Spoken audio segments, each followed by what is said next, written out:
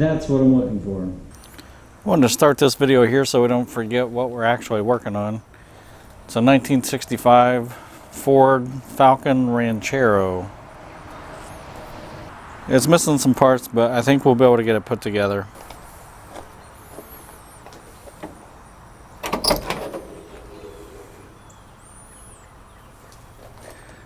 And you can see why we're putting it on the S10 frame. The floorboards are rotted, so we'll be setting this on the S10 frame and then making our own floorboards. Let's go take a look at the frame, where we're at right now, and what our next step is.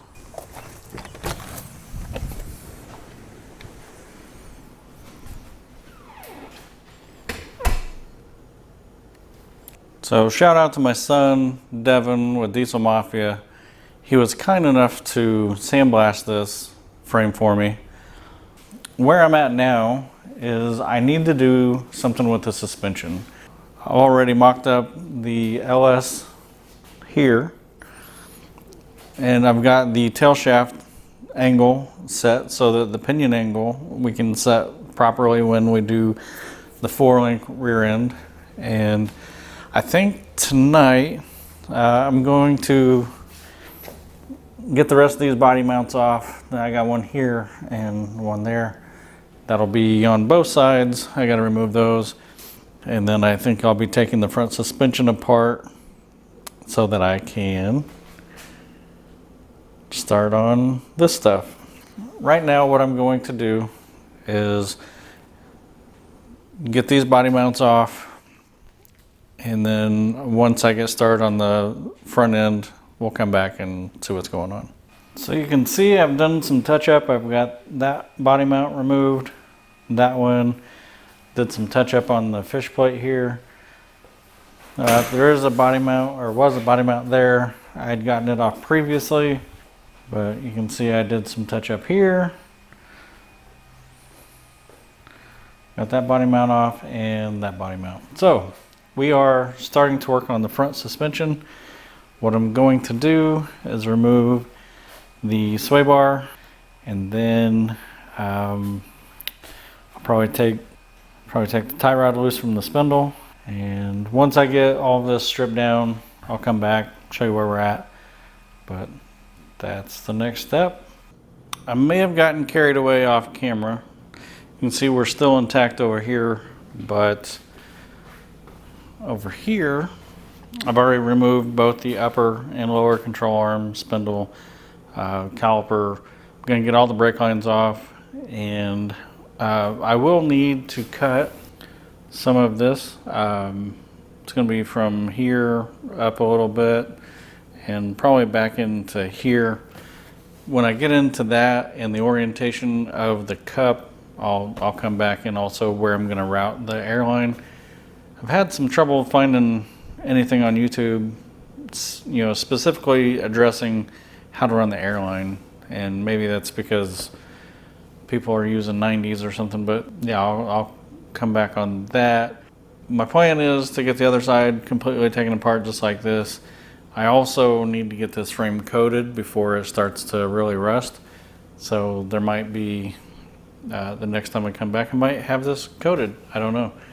I'm gonna get started on tearing down the other side, and I gotta clean up all of this. As you can see, I've got the rest of the front end tore apart. I'm gonna take a wire brush on a grinder and clean up everything that you see kind of here left behind. And then once I have that done, I'm going to clearance what I had already showed you earlier. I'm gonna clearance that area on both sides. That's where I'm at now. I'll bring you back once I get everything cleaned up. As you can see, everything is torn apart off the front of the frame. You can see here I've marked an area that we're going to clearance for airbags. The side you can see I've already cut that chunk out. So I'm going to go ahead and do the other side. And the next time you see me, this frame will probably be painted. I'm putting POR 15 on it. Get it all sealed up, and then I'm going to decide if I want to put color over that. But anyway, we'll come back once the frame's done, and we'll move on with the airbags. Well, here I am. I've got the frame behind me, and you can see it's already coated in the POR 15. I'm going to show you a couple things. Kind of switching gears. The POR 15 is not the final coat that's going on this, so let's show you what all I need to paint still.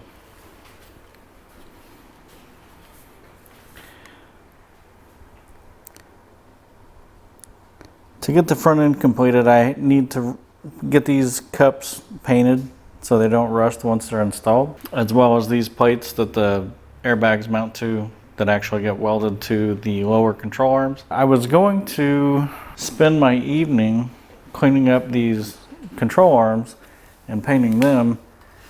The guy that I bought this frame from, or actually it was a truck, you can see here on screen, it was a 2001 GMC Sonoma. The guy had gone through and redid the ball joints, upper and lower, but as I got to looking at this, it's already, separated here. So I decided I'd go ahead and buy new upper and lower control arms that I can paint and not have to worry about cleaning these up. And they also come with ball joints, so I know they're going to be new and good to go. Well, you can see I got the lower control arms in today, and we put this bottom plate for the bag in place, and then but you can see that purple line. I just took a Sharpie and marked the outline of each of these tabs where I'm going to need to weld. So I'm going to grind away the paint, and then once I grind the paint away,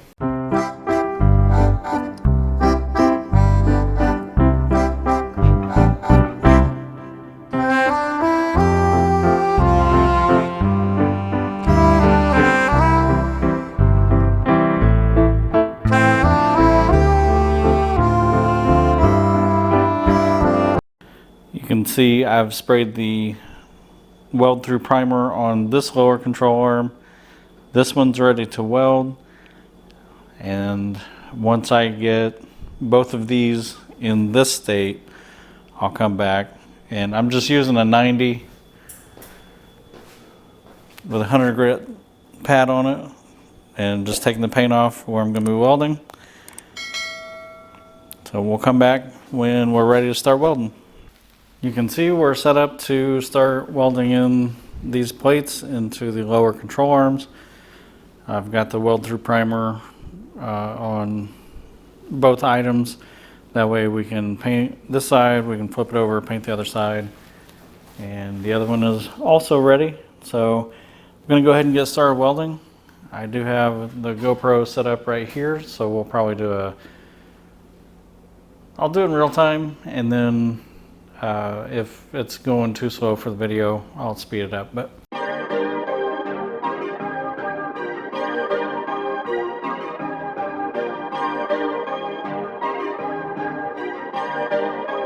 perfect.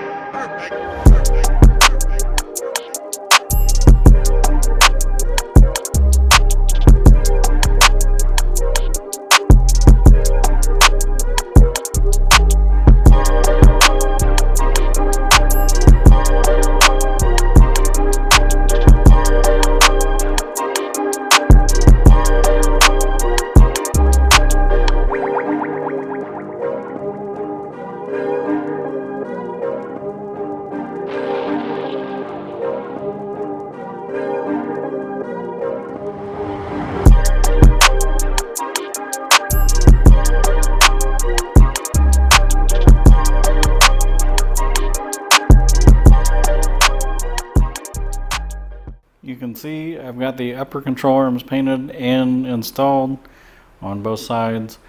One thing I'm a little concerned about is where that hose comes up right there. It is touching on this main bar right here on both sides.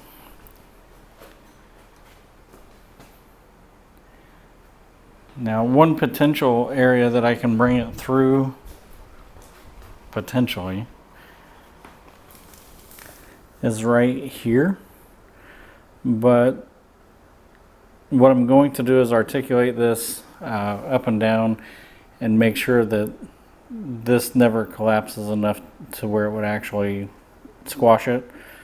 So once I get everything back together, I'm probably just going to put the spindles on and get the wheels mounted, and then I can air it up and air it down to see what our movement is. So that's actually the point that I'm at right now. I'm going to go ahead and get the spindles mounted, and then we'll go from there. Here we have the lines plumbed. We're just going to do a temporary up and down. So you guys are going to get to see this the same time I do. I think we'll get one more camera on it. All right, here we go.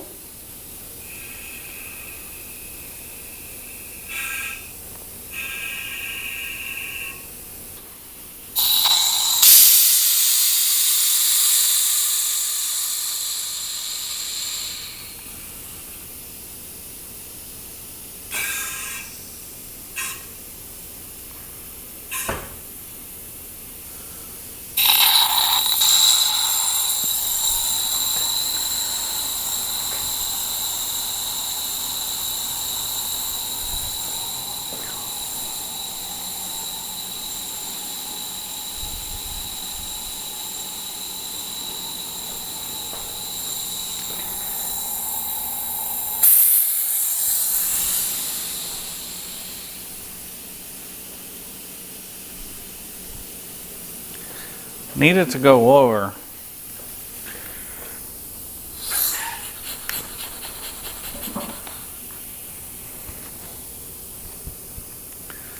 As you can tell, I got started on the rear suspension, and I'm taking a break from this to put on these tubular upper and lower control arms. I already measured when it was all the way up.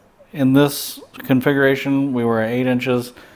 Right here, you can see right there, and then in the all the way down position it is 3 inches. So looks like we got 5 inches of travel, and we're just going to go ahead and swap these A arms out, or the control arms, and do the same test and see what we got.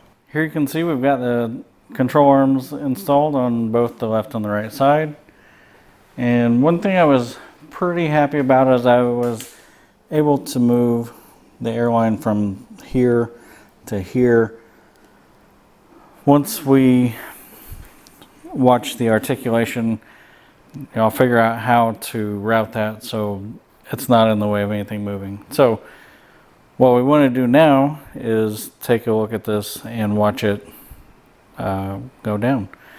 So I aired it up, took the jack out from under it, and we're going to watch this together. Here we go. We're going to go ahead and let the air out of these bags. If you remember before, when we aired out, we were at 3 inches. So let's see what we got.